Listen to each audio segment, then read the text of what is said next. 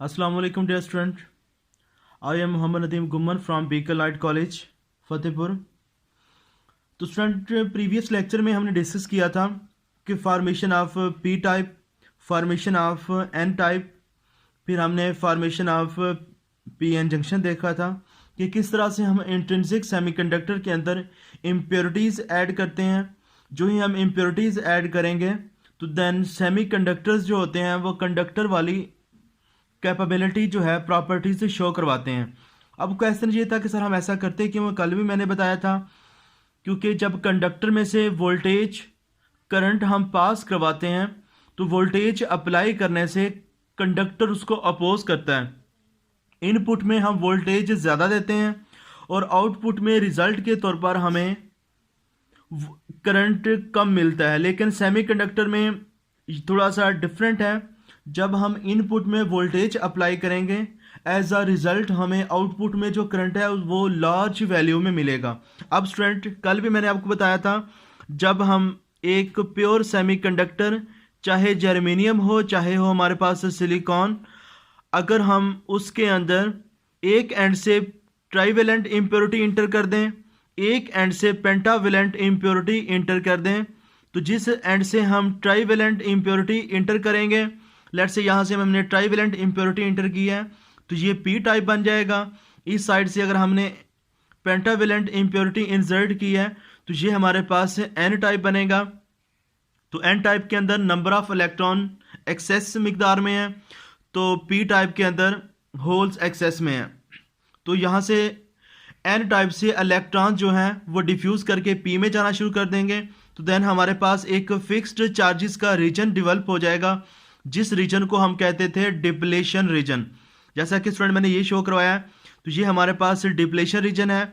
इसके अलावा ये सारे फ्रीली चार्जेस हैं और इधर भी ये फ्रीली होल्स पड़े हैं, लेकिन ये जो चार्जेस हैं ये फिक्स्ड हैं। इसलिए यहाँ पे डिप्लेशन मीन्स डिप्लीट, किसी चीज़ की कमी हो जाना, तो यहाँ पे फिक्स्ड चार्जेस की कमी है। अब ये स्टूडेंट जो ही चार्जेस रेस्ट में आएंगे तो अपना एक वो फील्ड डेवलप कर लेंगे स्टूडेंट, जिसको हम इंटरनल इलेक्ट्रिक फील्ड कह रहे हैं। तो V B is a potential barrier. अगर होगा स्टूडेंट सिलिकॉन के लिए ये जो पोटेंशियल बैरियर है स्टूडेंट, जिसको हम वी बी लिख रहे हैं, इसकी वैल्यू होती है 0.7 वोल्ट। अगर हमारे पास होगा जर्मेनियम, स्टूडेंट जर्मेनियम के लिए पोटेंशियल बैरियर की वैल्यू होती है 0.3 वोल्ट। इट मीन्स अगर सबस्ट्रेट आपके पास सिलिकॉन की थी, आपने उसमें इम्प्योरिटीज़ ऐड करके डिफरेंट रीजन डेवलप किए हैं like a P region and N region, then depletion region जो फॉर्म्ड होगा, वो जो पोटेंशियल बैरियर होगा सिलिकॉन के लिए उसकी वैल्यू होगी 0.2 वोल्ट, जर्मेनियम के लिए उसकी वैल्यू होगी 0.3 वोल्ट। इसका मतलब क्या है स्टूडेंट?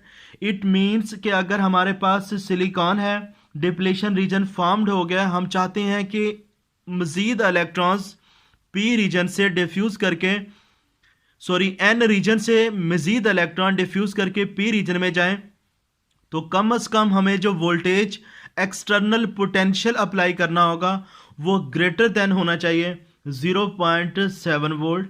अगर ये सबस्ट्रेट जर्मेनियम की थी, आपने उसके अंदर डोपिंग करवा के एन टाइप और पी रीजन फॉर्म्ड करवाए हैं, हम चाहते हैं कि मज़ीद इलेक्ट्रॉन्स डिफ्यूज़ करके फ्रॉम एन टू पी में जाएं, देन हमारे पास अप्लाइड पोटेंशियल जो है उसकी minimum value student is equal to होनी चाहिए 0.3 वोल्ट। जी स्टूडेंट, जो ही डिप्लेशन रीजन बन जाएगा, हमारे पास एक पोटेंशियल बैरियर इस्टेब्लिश हो जाएगा, तो और इलेक्ट्रॉन्स एन रीजन से पी रीजन में जाना स्टॉप हो जाएंगे। तो हम तो ये चाह रहे थे कि सिलिकॉन हमारे पास कंडक्टर बने, तो ये अगेन हमारे पास प्रॉपर्टीज़ कौन सी शो करवा रहा होगा? इंसुलेटर की, सेमीकंडक्टर वाली। अब हम क्या करेंगे स्टूडेंट, इसके ऊपर हमने एक्सटर्नल वोल्टेज अप्लाई करनी है, पोटेंशियल अप्लाई करना है। तो यहाँ पे एक मैंने डेफिनेशन राइट की है, biasing the process to apply the external potential to overcome the potential barrier is called biasing. कि इस पोटेंशियल बैरियर को ओवरकम करने के लिए जब हम एक्सटर्नल पोटेंशियल अप्लाई करेंगे उसको बाइसिंग स्टूडेंट बोलते हैं। बाइसिंग दो तरह से हो सकती है, forward biasing and reverse biasing. अब स्टूडेंट हम इनको फर्दर इंडिविजुअली डिस्कस करते हैं कि फॉरवर्ड बाइसिंग क्या होती है और रिवर्स बाइसिंग हमारे पास क्या है। जी स्टूडेंट, ये है हमारे पास फॉरवर्ड बाइसिंग की मैंने एक डायग्राम बनाई है यहाँ पे कि forward biasing of a P N. Student, forward biasing के लिए जब हम पी टाइप को बैटरी के पॉजिटिव टर्मिनल से अटैच कर देंगे, एन टाइप को बैटरी के यानी एन रीजन को अगर हम बैटरी के नेगेटिव टर्मिनल से अटैच कर देंगे तो देन ये हमारे पास बन जाएगा फॉरवर्ड बाइस। अब स्टूडेंट थोड़ी सी इसकी वर्किंग देख लीजिएगा ताकि आपको इसकी समझ आ जाए। अब देखिएगा पी टाइप के अंदर मेजॉरिटी चार्ज कैरियर्स हैं होल्स, मिनॉरिटी चार्ज कैरियर्स हैं यहाँ पे इलेक्ट्रॉन्स। इसी तरह से स्टूडेंट हमारे पास एन रीजन के अंदर जो मेजॉरिटी चार्ज कैरियर्स हैं वो हैं इलेक्ट्रॉन्स, यहाँ पे मिनॉरिटी चार्ज कैरियर्स होते हैं हमारे पास होल्स। मिनॉरिटी होल्स हैं और मेजॉरिटी के अंदर हैं हमारे पास पी रीजन के अंदर इलेक्ट्रॉन्स। जब स्टूडेंट हम बैटरी का पॉजिटिव टर्मिनल अटैच कर देंगे पी रीजन के साथ, नेगेटिव टर्मिनल अटैच कर देंगे एन रीजन के साथ, तो देन देखिएगा ये पॉजिटिव टर्मिनल है, यहाँ पे पॉजिटिव यहाँ पे नेगेटिव। अगर कन्वेंशनल करंट की डायरेक्शन देखी जाए, कन्वेंशनल करंट की ये डायरेक्शन होगी। अगर स्टूडेंट मैं ड्रा करूँ कन्वेंशनल करंट को मैं आई सी से डिनोट कर रहा हूँ, means I C is a conventional current, तो देन हमारे पास ये स्टूडेंट बन जाएगी कन्वेंशनल करंट की डायरेक्शन।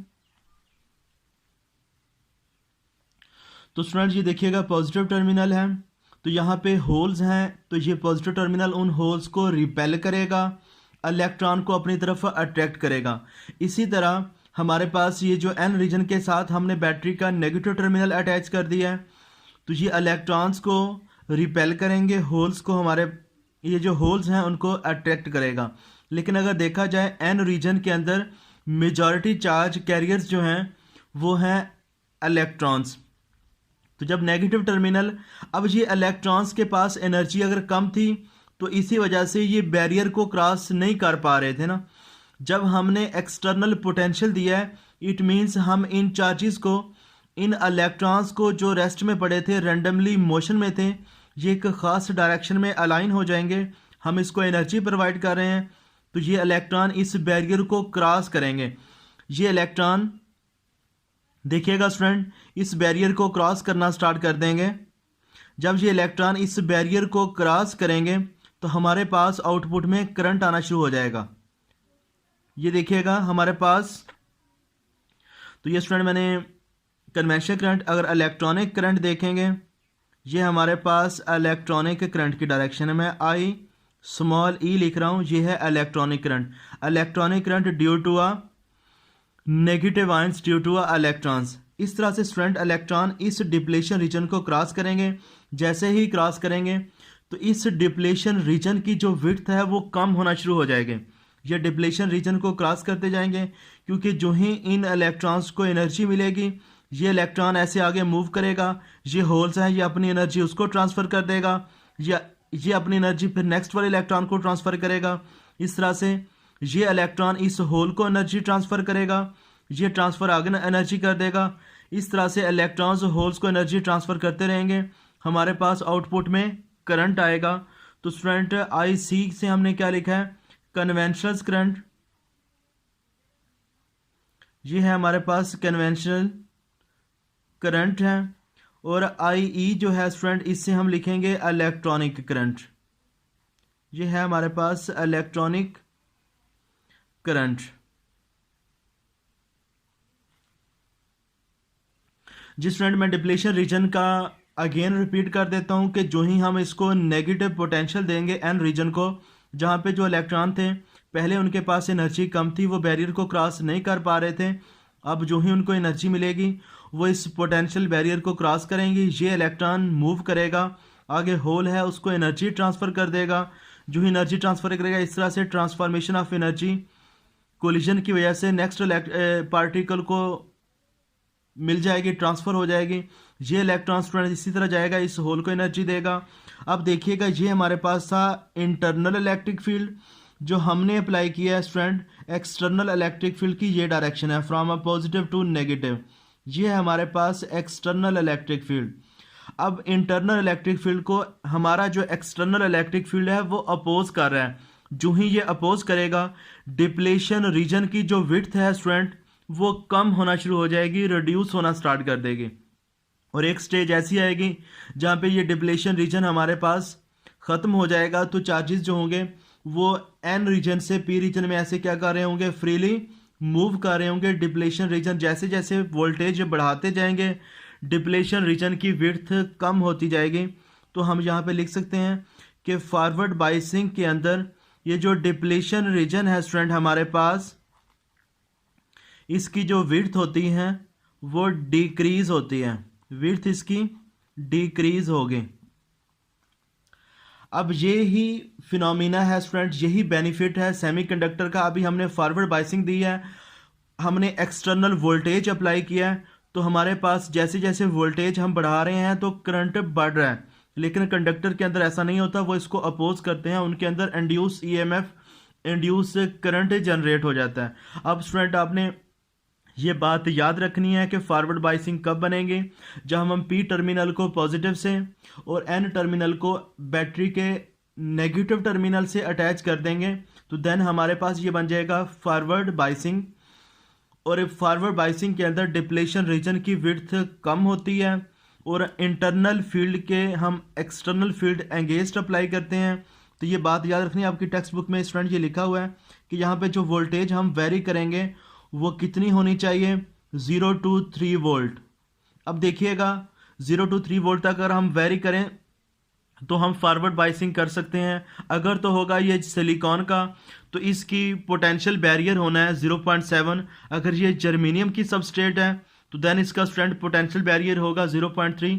तो 0 to 3 हमारे पास एक sufficient amount of applied voltage है जिससे हम फॉरवर्ड बाइसिंग कर सकते हैं। हम स्टूडेंट इसका ग्राफिकली एक्सप्लेन करते हैं इसको। जिस फ्रेंड मैंने यहाँ पे किसकी सिस्टमेटिक डायग्राम बनाई है, अगेन ये हमारे पास के फॉरवर्ड बाइसिंग में अगर एन रीजन को नेगेटिव से अटैच कर दिया जाए, पी रीजन को पॉजिटिव से अटैच कर दिया जाए, तो ये बन जाता है फॉरवर्ड बाइसिंग। तो हमने इसकी सीरीज में एक लगा दिया है एम मीटर, जो कि करंट मेजर करेगा कि आउटपुट में हमारे पास करंट क्या आ रहा है। अगर हम चाहते हैं कि हम ये चेक करें कि इस सबस्ट्रेट, इस पीएन जंक्शन के इक्रास, दोनों टर्मिनल के इक्रास वोल्टेज कितनी है, तो इसके पैरेलल हमने क्या अटैच कर दिया है, एक वोल्ट मीटर। तो ये एक हमारे पास रजिस्टर है और बैटरी अटैच कर दी है। तो ये इसकी सिस्टमेटिक डायग्राम आ गई है हमारे पास forward biasing of a PN junction. जिस फ्रेंड हम ग्राफिकल एक्सप्लेनेशन देखते हैं फॉरवर्ड बाइसिंग की। अब देखिएगा मैं सिलिकॉन के लिए ये ग्राफ बना रहा हूँ। सिलिकॉन का ये बात याद रखनी है, पोटेंशियल बैरियर जो है वो 0.7 है। इट मीन्स जब हम बैटरी अगर 0.7 से कम लगाएंगे तो हमारे पास आउटपुट में करंट नहीं आएगा। अगर आएगा भी तो सही, तो उसकी वैल्यू बहुत मैन्यूट सी होगी, वो होगा due to minority charge carriers. किसकी वजह से होगा student? Due to minority charge carriers कह लें, या आप ये कह लें कि मिकदार में हमारे पास करंट आ रहा है। अब सबसे पहले स्टूडेंट देखिएगा, ये हमारे पास सिलिकॉन है 0.7 वोल्ट। अब हमने वोल्टेज अप्लाई किया है, अलॉन्ग एक्स एक्सिस हमने वोल्टेज ले लिया है। मैंने लिखा है V is equal to delta V F, mean forward biasing voltage. तो अलॉन्ग वाई एक्सिस स्टूडेंट हम करंट ले रहे हैं, मैंने लिखा I into milliampere is equal to delta I F, mean forward current. अब स्टूडेंट ये बात आपने MCQs के लिए याद रखनी है कि जब हमारे पास फॉरवर्ड बाइसिंग होती है तो अगर आपसे पूछ लिया जाए कि करंट किस रेंज में आता है, आपने कहना है इन मिली एम्पेयर। करंट की वैल्यू क्या होती है ना, मिली एम्पेयर होती है स्टूडेंट। अगर हमने वोल्टेज अप्लाई की है, ये फॉरवर्ड बाइसिंग ले रहे हैं, it means voltage 0.1, 0.2, 0.3, 0.7, 0.4, 0.5, 0.6 and 7 so on. जब हम वोल्टेज अप्लाई करेंगे, जब तक हम 0.7 से नीचे रहेंगे तो अब ये कह लें कि ऑलमोस्ट हमारे पास करंट ज़ीरो होगा। अगर होगी भी सही, उसकी वैल्यू एग्जिस्ट करती होगी तो बहुत मैन्यूट सी होगी। अब देखिएगा तो स्टूडेंट हमारे पास देखिएगा स्टूडेंट, जब हम वोल्टेज अप्लाई करेंगे एक्सटर्नल पोटेंशियल 0.1 होगा, तो आउटपुट में करंट फिर भी हमारा 0 है, 0.2 पे आएंगे क्योंकि अभी जो सिलिकॉन का पोटेंशियल बैरियर था वो 0.7 था, हम उससे नीचे हैं, इसलिए आउटपुट में करंट नहीं आएगा। 0.3 तब भी करंट नहीं है, 0.4 तब भी करंट नहीं होगा स्टूडेंट, 0.5 तब भी करंट नहीं होगा। अब जैसे जैसे हमने 0 से वैल्यू बढ़ाते जा रहे हैं तो एक स्टेज ऐसी आएगी जब हम 0.7 से अबव वोल्टेज अप्लाई करेंगे, हमारे पास लार्ज अमाउंट ऑफ करंट आएगी। ये देखिएगा स्टूडेंट, पहले हमारे पास ऑलमोस्ट करंट 0 था, जब पोटेंशियल बैरियर को हमने क्रॉस किया तो करंट बढ़ गया। ऐसा क्यों हुआ है? क्योंकि स्टूडेंट जब हमने वोल्टेज अप्लाई की है एनर्जी कम मिल रही थी, अब इलेक्ट्रॉन को जब हम बहुत ज़्यादा एनर्जी देंगे greater than the potential barrier, तो large amount of electrons, large number of electrons P region से लार्ज अमाउंट ऑफ इलेक्ट्रॉन्स जो होंगे स्टूडेंट वो एन रीजन से पी रीजन के अंदर डिफ्यूज़ करना स्टार्ट कर देंगे। जब वो डिफ्यूज़ करेंगे तो हमारे पास लार्ज अमाउंट ऑफ आउटपुट में करंट आएगी।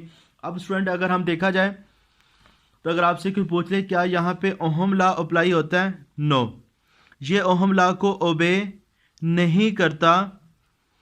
ये बात आपने याद रखनी है बेटा कि ये ओहम लॉ को ओबे नहीं करता। अब देखिएगा ये ओहम लॉ को ओबे क्यों नहीं करता, क्योंकि ओहम लॉ के लिए ये कंडीशन है कि यहाँ पे जो रेजिस्टेंस है वो कांस्टेंट होनी चाहिए। ओहम लॉ की कंडीशन होती है कि रेजिस्टेंस क्या होनी चाहिए, कांस्टेंट। यहाँ पे तो रेजिस्टेंस वेरी कर रही है। जब स्टूडेंट हम 0.7 से बिलो होंगे तो वो हमें मैक्सिमम रेजिस्टेंस ऑफर करेगा। जो ही हम 0.7 को क्रॉस कर जाएंगे तो रेजिस्टेंस की वैल्यू ऑलमोस्ट 0 हो जाएगी, बहुत कम होगी।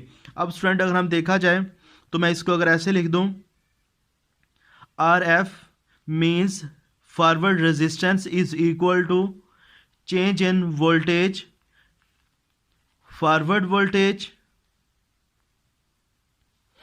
स्टूडेंट्स ये मैंने आपको पहले ही बताया कि ये ओहम लॉ को ओबे नहीं करता, क्योंकि ओहम लॉ के एप्लीकेशन में ये है कि ये कंडीशंस के अंदर ये है कि जब रेजिस्टेंस कांस्टेंट हो तो ओहम लॉ है। तो हम ये पहले भी पढ़ चुके हैं चैप्टर नंबर 13 के अंदर हमने ये चीज़ें पढ़ी थी कि सेमीकंडक्टर्स जो होते हैं वो नॉन ओहमिक डिवाइसेस हैं। तो स्टूडेंट अगर इसी तरह से R F is equal to forward resistance is equal to change in voltage means forward voltage divided by change in forward current. अब अगर स्टूडेंट आप थोड़ा सा गौर कीजिएगा तो जब हमने फॉरवर्ड वोल्टेज बिल्कुल स्मॉल सी इंक्रीज़ की है तो देन आउटपुट के अंदर हमारे पास चेंज इन करंट, जो फॉरवर्ड करंट है उसकी वैल्यू बहुत ज़्यादा आई है। इट मीन्स फॉरवर्ड वोल्टेज जो है वो हम मैन्यूट से चेंज करते हैं तो फॉरवर्ड करंट बहुत ज़्यादा आता है। लेकिन अगर देखा जाए ये जो कंडक्टर्स के अंदर है, जब हम वोल्टेज लगाते हैं तो वो उसको इंड्यूस करते हैं, उसके अंदर इंड्यूस ईएमएफ आ जाती है, अपोज करते हैं। लेकिन सेमीकंडक्टर्स हमने स्मॉल सी वोल्टेज लगाएंगे तो करंट लार्ज होता है, जिसकी वजह से ये जो आर एफ है स्टूडेंट इसको डायनेमिक रेजिस्टेंस भी बोलते हैं। ये बात याद रखनी है, डायनेमिक रेजिस्टेंस ये बहुत कम होती है, इसकी वैल्यू होती है फ्यू ओहम्स इसकी वैल्यू है फॉरवर्ड रेजिस्टेंस की। क्यों? क्योंकि जब हम डिप्लीशन रीजन से, और ये है भी डायनामिक है, वेरिएबल है, तो इसलिए यहाँ पे ओहम लॉ नहीं लगता। क्योंकि जब हम 0.7 सिलिकॉन के लिए इससे बिलो होते हैं तो ये मैक्सिमम रेजिस्टेंस ऑफर करता है। जो ही हम 0.7 से क्रॉस करें तो रेजिस्टेंस की वैल्यू ऑलमोस्ट 0 हो जाती है, बहुत कम हो जाती है। अगर स्टूडेंट फॉर एग्जांपल ये होता है जर्मेनियम, तो क्या होना था, जर्मेनियम का पोटेंशियल बैरियर होता है 0.3, तो हम यहाँ पे यही ग्राफ ड्रा करते हैं तो हमारे पास जब तक हम 0.3 से नीचे रहते हैं तो ये मैक्सिमम रेजिस्टेंस ऑफर करता। जो ही हम 0.3 को क्रॉस करते तो रेजिस्टेंस की वैल्यू ऑलमोस्ट 0 हो जाती, हमारे पास लार्ज अमाउंट ऑफ करंट आता। तो ये हो जाना था स्टूडेंट हमारे पास ग्राफ किसका, जर्मेनियम का, और ये मैंने ड्रा किया है सिलिकॉन का। यही जो चीज़ मैंने अभी आपको बताई है, अगर आप इधर भी देखना चाहें ग्राफ के अंदर देखिएगा, हमने ये वोल्टेज अप्लाई की है जिसको हम फॉरवर्ड वोल्टेज कह रहे हैं। ये स्टूडेंट हमने वोल्टेज अप्लाई किया है डेल्टा वी एफ, तो हमारे पास आउटपुट के अंदर हमें करंट की वैल्यू लार्ज मिली है। ये है हमारे पास फॉरवर्ड करंट, मैन्यूट सी वोल्टेज है। लेट्स से अगर ये 0.7 है तो नेक्स्ट होगा 0.8। इतनी कम वोल्टेज फ्रंट हम अप्लाई कर रहे हैं, एज अ रिज़ल्ट आउटपुट में हमारे पास लार्ज करंट मिल रहा है। यही बेनिफिट है, इसलिए हम यही स्टूडेंट एक हमारे पास पॉजिटिव पॉइंट है कि हम सेमीकंडक्टर को यूज़ करते हैं, जिसके नतीजे में हम मैन्यूट सी वोल्टेज अप्लाई करें तो आउटपुट में आउटपुट में हमारे पास लार्ज अमाउंट ऑफ करंट मिलती है, लेकिन कंडक्टर के लिए ऐसा नहीं होता। तो लिहाजा ये बात भी अब आपकी क्लियर हो जानी चाहिए कि यहाँ पे हम सेमीकंडक्टर ही क्यों यूज़ कर रहे हैं। जी बेटा, ये आपका था फॉरवर्ड बाइसिंग। इंशाल्लाह हम नेक्स्ट लेक्चर के अंदर पढ़ेंगे रिवर्स बाइसिंग।